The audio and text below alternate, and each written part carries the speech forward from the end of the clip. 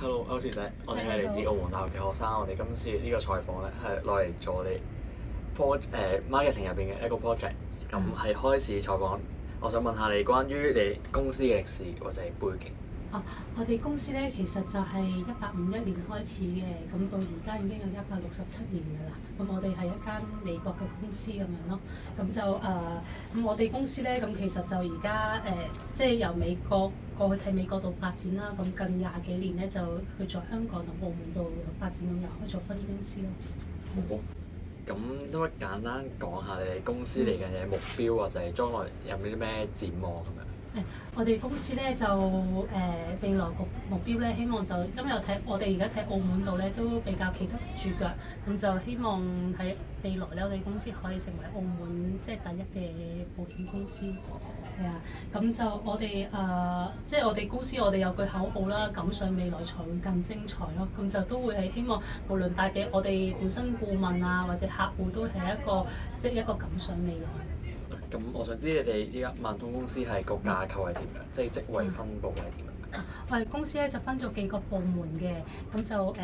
我咧就係嚟自我哋嘅，即係我哋前線人員啦，即係屬於啲營業部屬於銷售人員嚟嘅。咁其實除咗銷售人員之後，咁你知道即係譬如話產品設計啊，咁都或者鼓勵我哋平時前線人員去跑數啊，咁都有賴我哋市場部嘅，即係我哋每年有啲咩獎勵旅遊啊，都要市場部去策劃咯。咁產品設計就有精算部啦，因為精算部都要計個條數。即係啲產品係即係賣出去係啱符合市場嘅要求嘅，公司呢個償付能力又 OK 嘅。咁仲有核保部啦，核保啊，咁核保部係主要係負責譬如我哋入咗一份保單入去，咁就佢哋要睇翻客人個身體健康狀況、財政情況係咪可以供得起，或者係即係個健康狀況係合乎我哋公司嗰個規定嘅。咁就所以核保部個角色都好重要咯。同埋近年咧，我哋公司都會積極發展呢個資訊科技啦。資訊科技即係我哋譬如話，我哋而家已經可以實現 iPad 度簽單，同埋即係有推出一啲 Apps，令到我哋啲前線人員咧可以更加同客戶會面對面溝通，會更加便捷啲咯。即係同佢哋講出佢哋嗰個保障需要。咁資訊科技嗰度會有少少咩風險嗰啲？資訊科技嗰度其實就係可能個人嘅資料保護要即係我哋要比較要小心啲咯。咁因為即係保險即係譬如話當一個客人要投保嘅時候，都要提供好多資料㗎嘛，佢嘅身體狀況啊，佢嘅身份信息啊。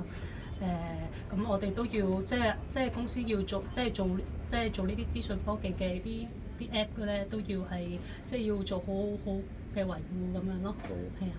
知道保險係有好多唔同類型㗎嘛，咁我想知道你哋公司係點樣去了解翻市場上面嘅需求，同埋點應對翻佢哋嘅客戶？明白。咁我哋咧其實保險公司出嘅產品咧，其實基本上有幾種啦，有保障類型同埋儲錢類型啦。咁保障就包括有保障，即係可能即係萬一離開咗，就有筆錢可以令到個家庭唔會話有咁大嘅變化嘅人手啦。係啦，咁亦都有危疾，危疾就係主要係驚有啲危疾同醫療，主要係驚自己有啲乜嘢疾病嘅時候，唔會累及家人同埋自己，都唔會話要用自己其他啲應急錢咯。總之個錢會即係有個現金流喺度咯。咁仲有意外保險啦，意外保險都係即係頭先講話，即係遭遇一啲事情嘅時候，咁都有一筆錢可以醫病咁樣咯。咁而儲錢就係退休金咯。咁就我哋產品主要係有呢幾種嘅。咁頭先前嘅問題都有講啦。咁我哋即係有唔同嘅客戶群。其實我哋唔同嘅客戶群都有佢自己唔同嘅需要，因為人體唔同嘅階段都有唔同嘅需要。即係可能就算一個小朋友，可能佢即係可能未話去到話個家庭責任咁重，但係話譬如話佢即係一樣都會每個無論小朋友大人都可能會有疾病嘅風險啊嘛，咁所以都一樣有呢個需求咯。咁呢個我哋都係去帶俾佢哋話翻即係話翻個信息俾佢哋聽咁樣咯。咁因為保險會有完咗㗎嘛，咁我想知道保險完咗之後會點樣去同顧客去拉攏翻，繼續 keep 住個關係係啦個關係。其實咧保險咧，其實應該咁講啦，我哋應該就即係譬如話有啲保險嘅產品係一路唔會完嘅，好似我哋嗰個醫療咁樣，係啊，咁亦都有啲可能話，好似你話即係可能供幾年啊，或者10年20年啊，咁就去供完呢個保險。咁通常嗰啲咧嗰啲儲蓄性嗰啲咧，就之後都會保到佢一個比較長嘅年齡，即係例如100歲啦。咁我哋即係嗰段即係睇佢由佢投保到佢真係唔知幾時離開嘅時候，咁我哋呢段時間都即係我哋嘅銷售人員個責任係好重要嘅。即係譬如話佢中間如果係有啲咩疾病嘅話，咁其實我哋如果一啲服務係售後服務係到位嘅話，即係同埋我哋每年都會收佢，即係都會係即係可能同佢做保單檢視，有時啲客人會唔記得咗自己買過啲乜嘢，咁啊好正常噶嘛，係啊，咁就我哋會同佢檢視翻即係而家你嘅保障係點樣啊？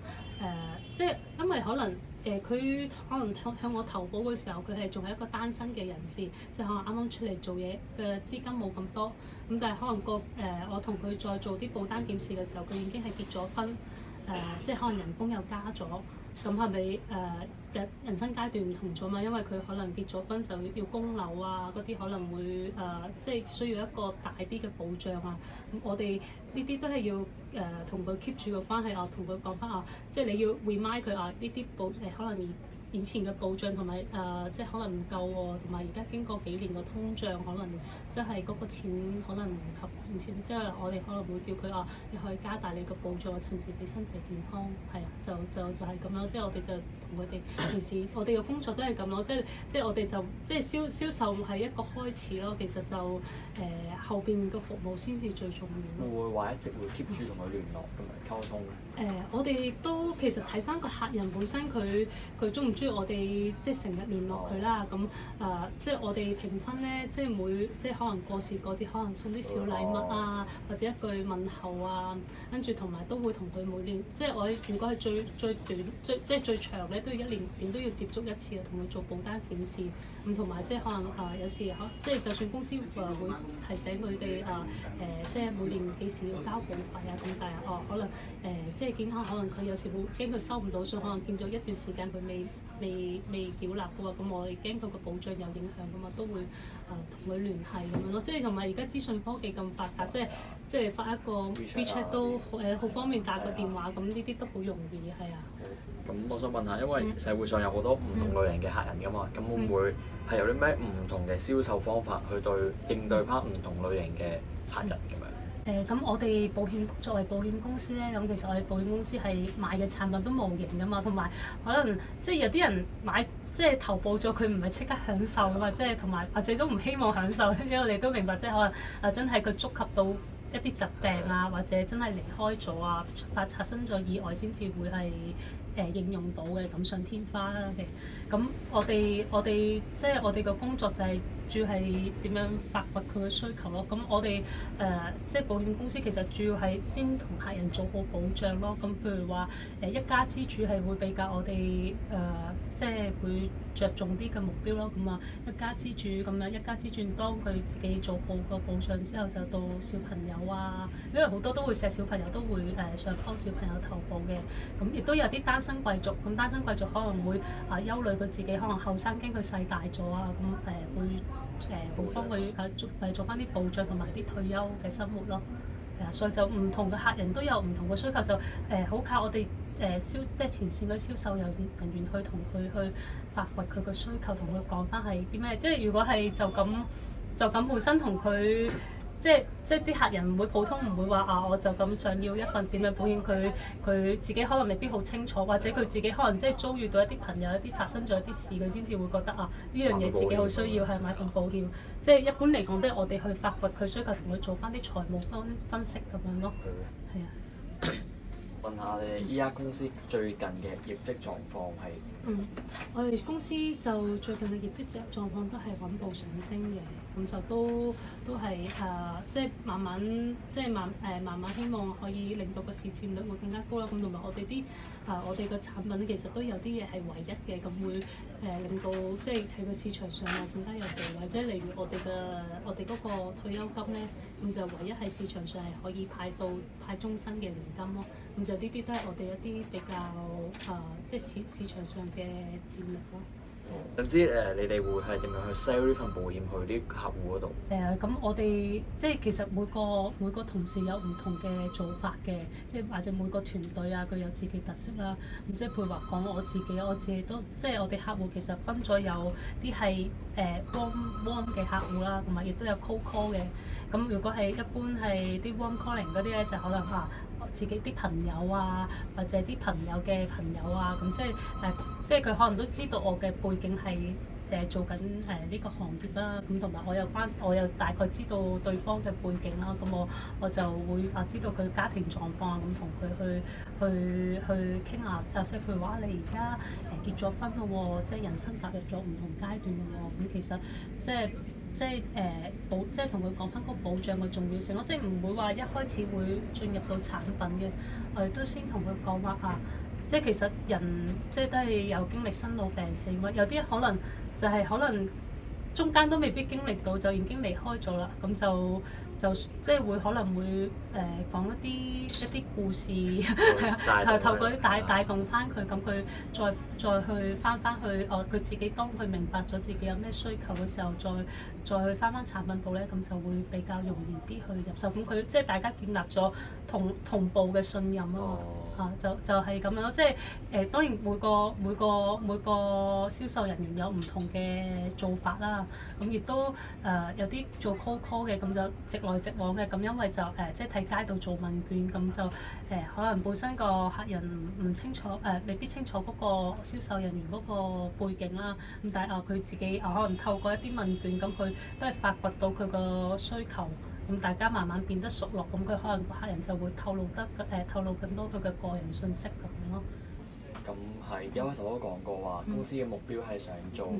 最 top 嗰間保險公司啊嘛。咁我知道澳門都有其他保險公司嘅，咁會唔會有咩優勢相比其他保險公司？我哋個優勢咧就係我哋個歷史比較悠久，因為咁只不過我哋入即係港澳個市場咧就係即係近呢20幾年啦。咁你頭先先前都有講啦，我哋公司由1851年喺美國嗰邊成立。咁其實就即係我哋睇公司睇各方面啊，即係好似即係好似我哋一啲財務評級啊，都係比較高級嘅，即係我哋公司嗰個財務實力會比較係穩健咁樣咯。我哋嗰個即係核心價值咧，我自己覺得咧就係我哋公司係會比較即係都係走穩健嘅路線咯。即係我哋個即係頭先有講啦，啲財務實力評級嗰啲都係有比較知名嘅公司去評我哋㗎嘛，同埋我哋投資嘅組合咧，主要都係喺啲債券嗰度啊，即係會係即係俾客人可能睇到嘅回報都會係即係比較實在啲咯。咁我覺得呢個係我哋嗰個競爭優勢啊，係啊。咁我想知道你哋公司會唔會有啲咩新嘅挑戰係依家嘅狀況？係而家嘅狀況，我哋公司咧就即將會同即係我哋同另外一間公司一齊合作啦。即係我哋萬通會同即係有一個叫雲豐金融集團嘅，咁一齊去合即係佢哋算係收購咗我哋公司。咁其實我哋公司會比喻話，其實就即係我哋嘅母公司就將我哋呢個係香港澳門嘅業務嘅嘢係即係嫁出去啦。咁但係嫁出去其實就唔代表話即係賣咗出去㗎嘛。其實就係大家係互惠互利嘅，因為即係雲豐金融集團咧就會即係睇中我哋公司嗰個財務實力穩健啦，同埋即係我哋公司個人員嗰個流傳率都比較高啊！即係過去我哋都係會比較多營業顧問，即係會堅守睇翻同一間公司度工作咯。咁同埋如果係即係另外一方面，我哋公司即係萬通本身睇中雲豐金融就佢有一個中資嘅背景啦。咁未來即係因為我哋本身保險係都可以容許一啲內地嘅客人可以嚟到澳門度投保啊嘛。咁就即係大中華咁大嘅市場，咁大過港澳好多噶嘛。咁就即係未來都會係即係希望可以朝住呢個方向，同埋有金融科技嘅呢啲資訊科技嘅發展咧，咁都可以借助雲豐金融個集團嘅一啲呢方面嘅，即係佢哋有呢方面嘅實力，咁我哋可以互惠互利咁樣咯。係啊，咁就呢個都係我哋個即係呢個係應該話我哋嘅新嘅機遇啦。咁如果挑戰就會係要睇翻即係可能我哋而家接下嚟啲無論新舊客戶可能會中意呢個消息，亦都有啲人可能即係可能未了解清楚嘅時候，即係未了解呢啲背景嘅情況下，可能就未必中意呢個消息嘅。咁就我哋要帶多啲資訊，俾多啲信心俾客戶咯。咁希望即係公司都可以提供多啲資源咁俾我哋未來可以面向客戶嘅時候，可以即係令到即係增加一啲部分可能即係未必咁有信心嘅嘅人士咯。好。我哋今次採訪就嚟呢度啦。好多謝你，我唔使客氣，唔使客氣。